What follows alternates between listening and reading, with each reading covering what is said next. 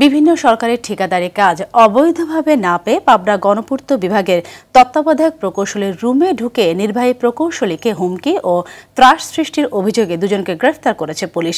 সকালে পাবনা শহরে বিভিন্ন এলাকায় অভিযান চালিয়ে এই দুজনকে গ্রেফতার করা হয়। এর আগে গত বুধবার দুপুরে পাবনা গণপূর্ত সার্কেলের তত্ত্বাবধায়ক প্রকৌশলী রুমে এ ঘটনা ঘটে। গ্রেফতারকৃতরা হলেন পাবনা পৌর এলাকার ঠিকাদার রকুনুজ্জামান তুষার ও কালা চাঁদপাড়ার মোহাম্মদ আকাশ। এদিকে ময়মনসিংহের ভালুকায় ডাকাতির প্রস্তুতিকালে আন্তঃজেলা ডাকাত দলের ৩ সক্রিয় সদস্যকে গ্রেফতার করেছে পুলিশ। শুক্রবার রাতে গোপন সংবাদের ভিত্তিতে উপজেলার ভান্ডাব এলাকায় অভিযান চালিয়ে এদের আটক করা হয়। এ সময় ডাকাতির কাজে ব্যবহৃত পিকআপ, কাটার, ছুরিসহ দেশীয় অস্ত্রও উদ্ধার করা হয়।